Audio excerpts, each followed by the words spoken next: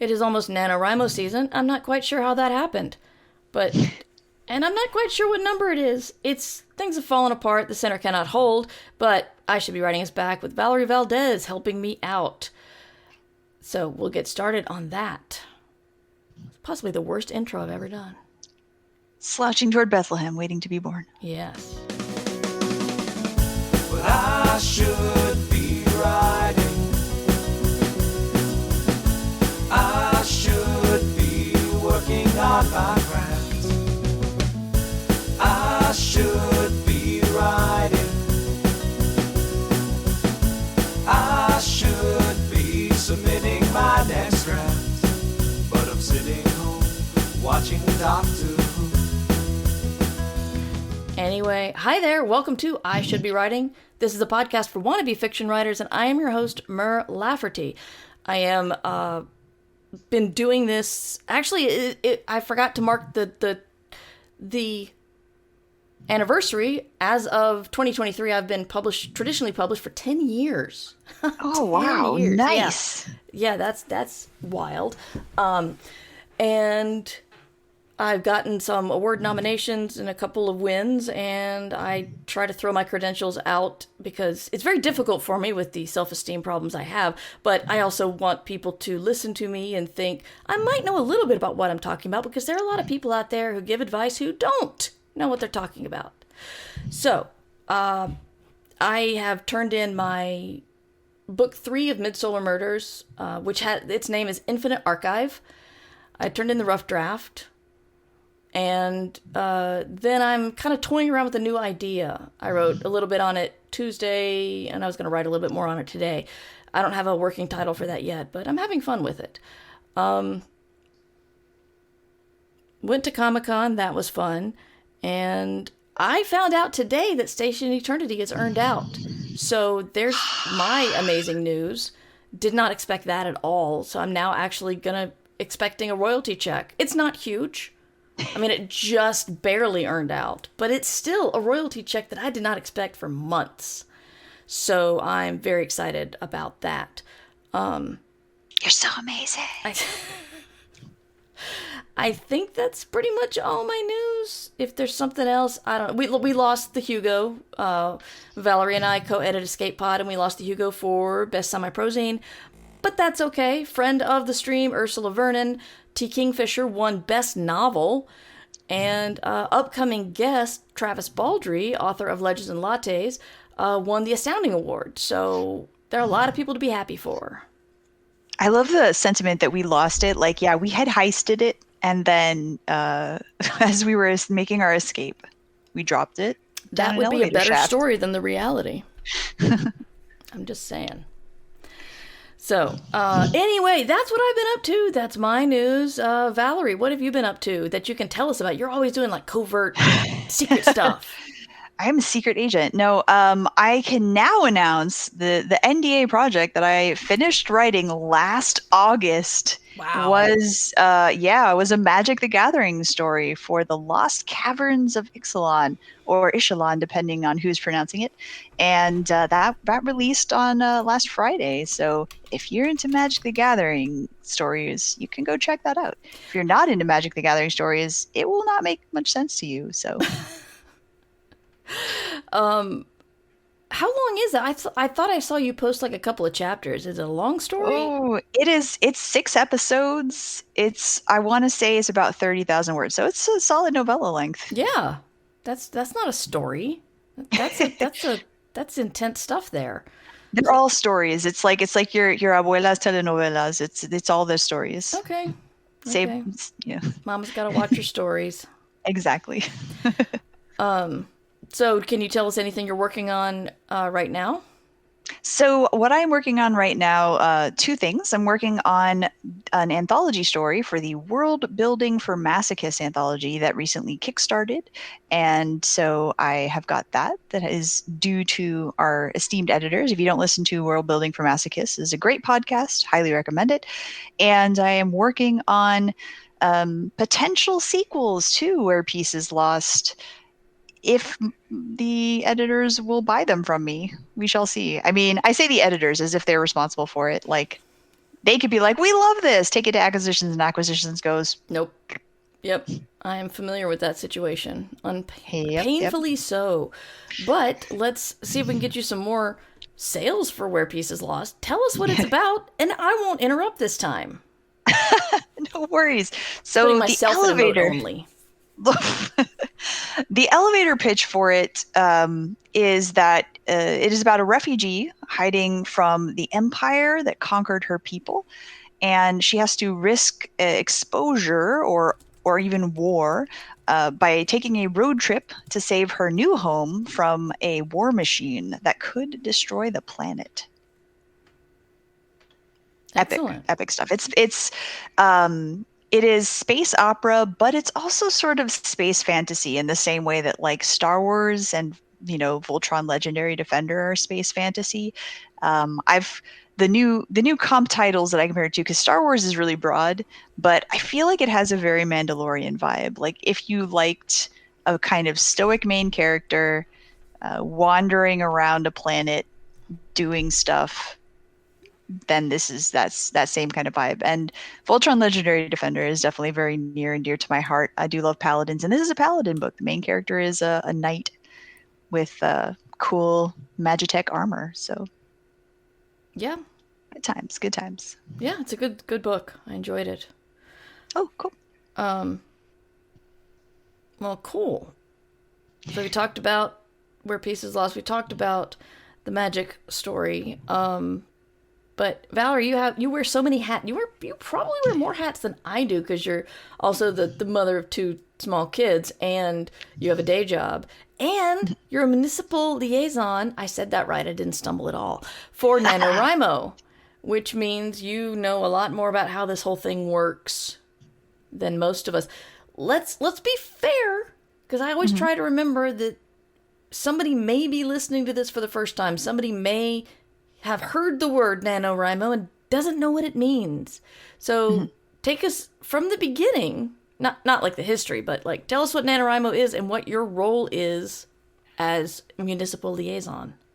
Absolutely. So NaNoWriMo is short for National Novel Writing Month. Every November, people around the world get together and try to write a 50,000-word novel in 1 month. And the sort of official, if you're playing 100% by the lawful good rules, you are attempting to write an entire new novel, start to finish, in that month. But many people at this point are nano rebels, and so you just kind of want to make a 50,000-word project of any kind, whether it's something you've already started and are just continuing, or that it's not going to be finished over the course of the month because it's going to be a 100,000-word novel. And some people, what they do is they work on other stuff, short story collections, or twine games or what have you, and then sort of will track things a little differently by like word count or page count or something like that. And they apply esoteric mystical math to make it equal a word count that then they can enter on the website. Yes. So what is your role as liaison? So my role is I am a volunteer facilitator for my region, which means that I try to put together events, write-ins specifically, but also a kickoff party where people can get together and just kind of chat and meet each other and know that you're all in this together. And then what is called a TGIO, or a thank goodness it's over party, that happens after the event, where we all commiserate about what went wrong or right. As the case may be. And a write-in, for those who don't know, it's a co-working session, essentially, virtually or in person. You get together with people and you all write simultaneously. Sometimes you will have timed like Pomodoros. Sometimes people will just put their headset on and go. Sometimes people just show up and eat cookies and drink coffee, and that's cool too. Sorry. There's an Amber Alert and my phone is freaking out. Okay. Oh no. It's in a county that's far from here, so I don't know why they're telling me, but just in case. Just in case. So one thing that I haven't heard it very much recently, and by recently I mean like the last 5 years or 10 years or something. I don't know. But early on, there was a lot of people thumbing their nose at NaNoWriMo. There were the professionals who were just like, well, every month is National Novel Writing Month for me. And, why do you only write in November and not any of the other times? And really just trying to yuck someone's yum. Yeah. And do you still hear that these days? Because I realized that I heard it a while back, but I haven't really heard, and I'm just may have surrounded myself by like-minded people, and sometimes that's the echo chamber, and sometimes you just don't have to hear the crap other people are saying, and that's kind of nice sometimes.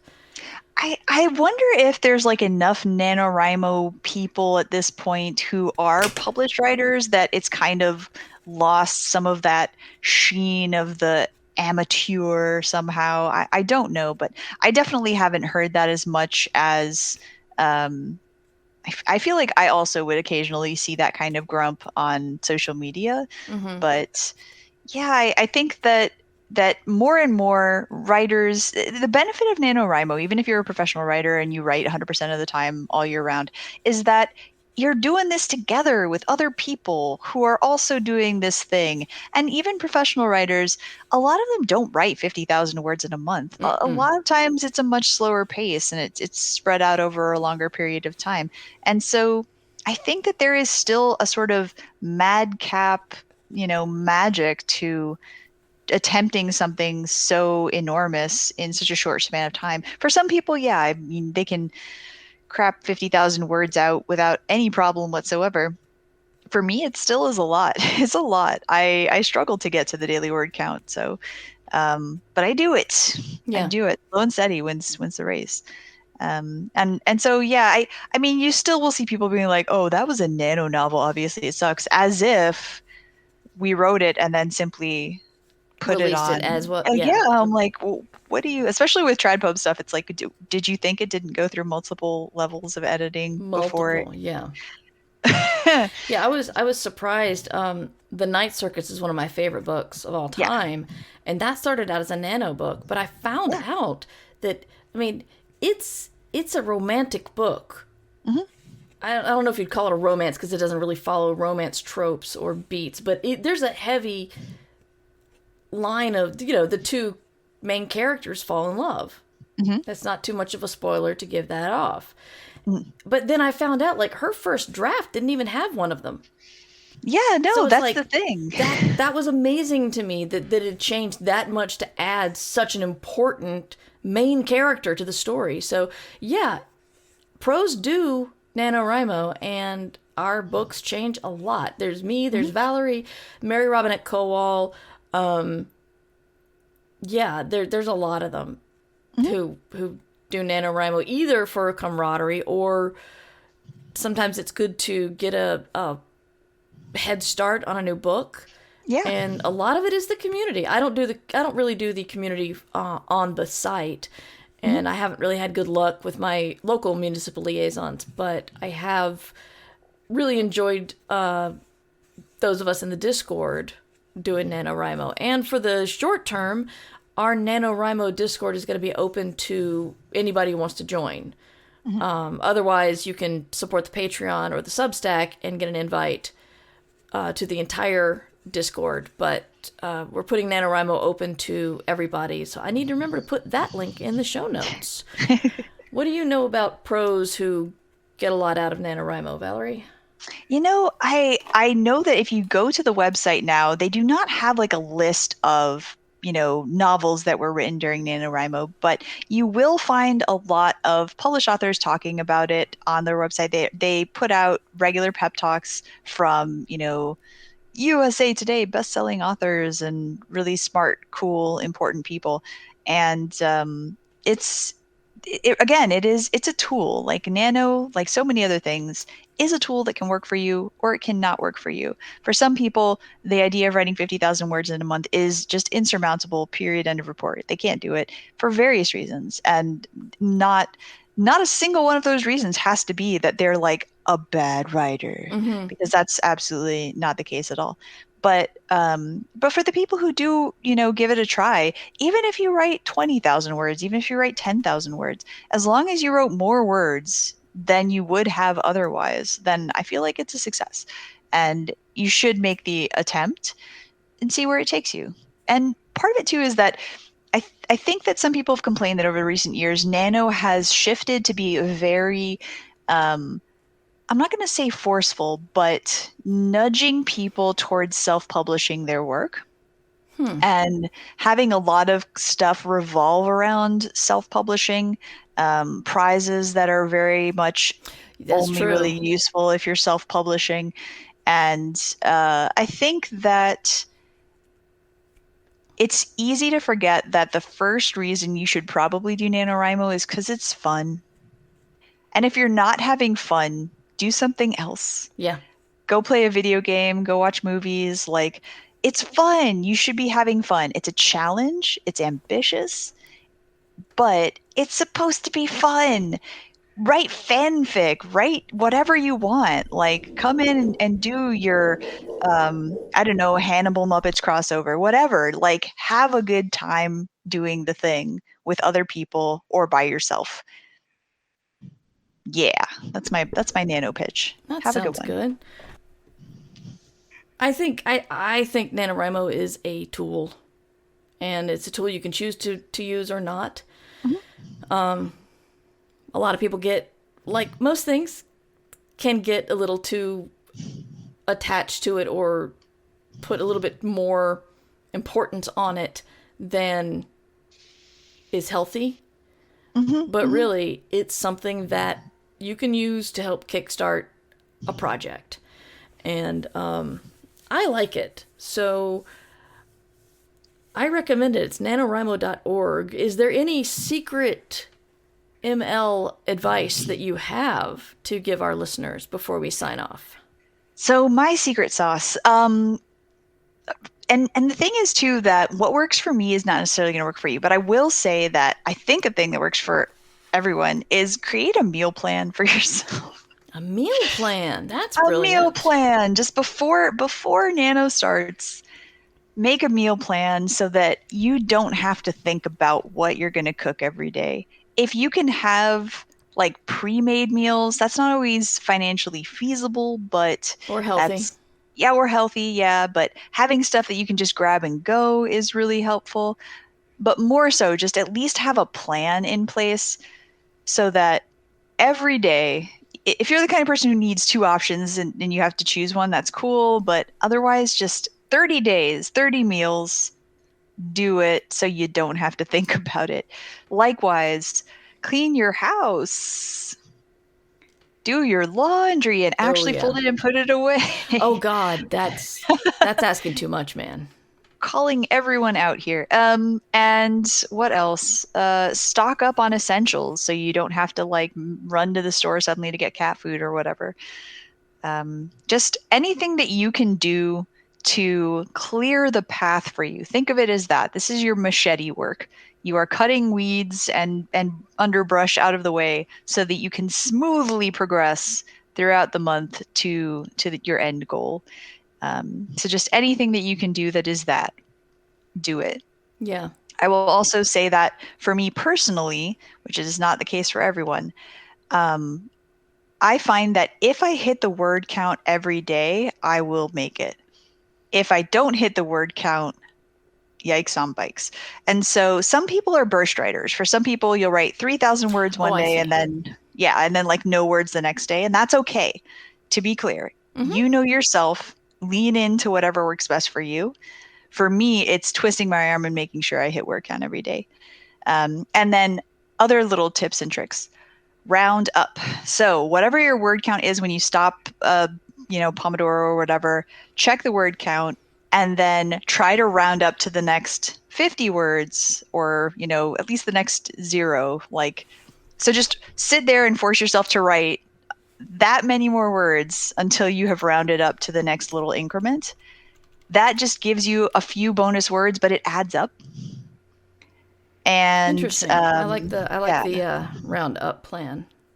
Yeah, because it's usually pretty easy to manage because chances are you're close enough to the next increment of 50 or 100 that you just write one more sentence and you're there.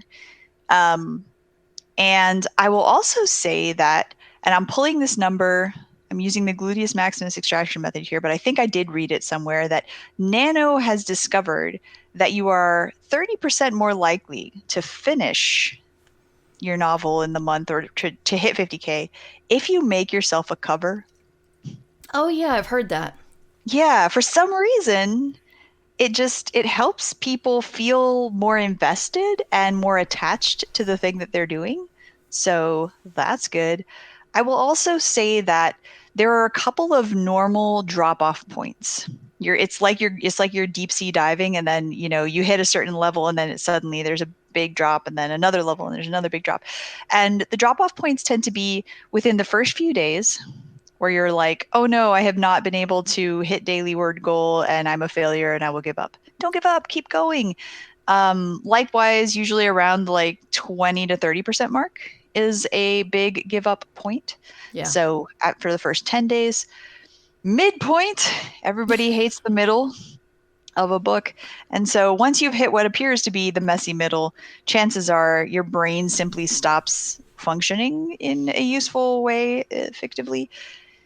Those are really the main ones. If you can hang on through the messy middle, chances are you're going to make it to the end.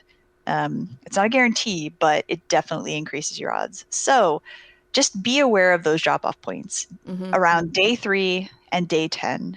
And if you can slog through that, then you're going to be in good shape. Yeah.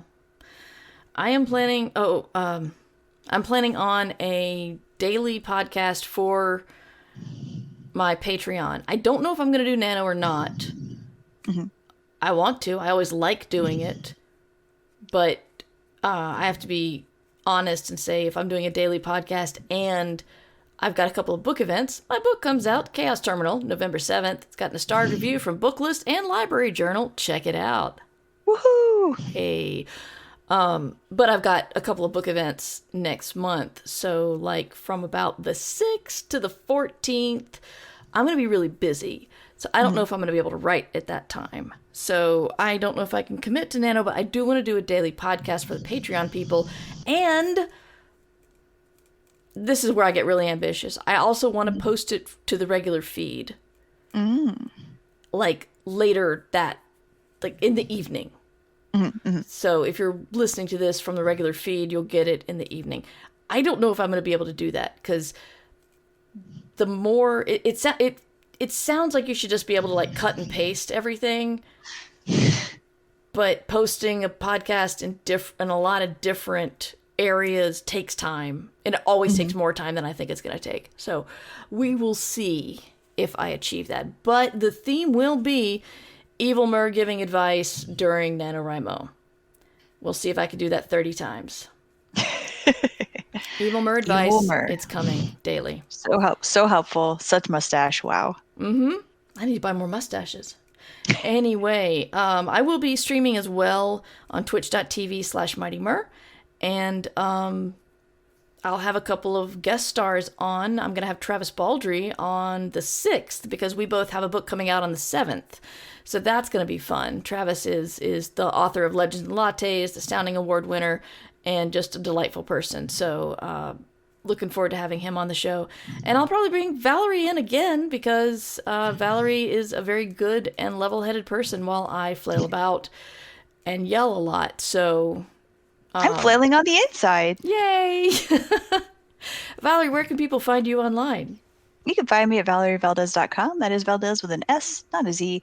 Candleandsunshine.com also points to the same location. You can also still find me on certain Hell Sites social media at Valerie Valdes.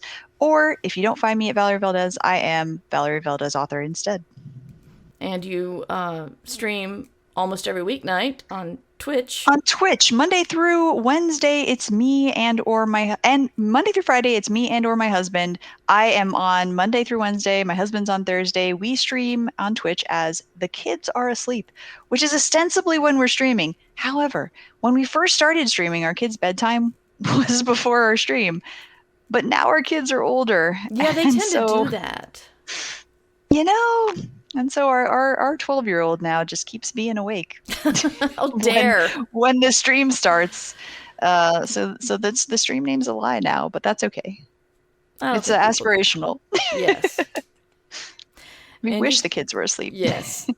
And you can find me at murverse.com or twitch.tv/mightymur. And my book comes out on the 7th. You can pre-order now. And check out Station Eternity in the meantime so you can get caught up.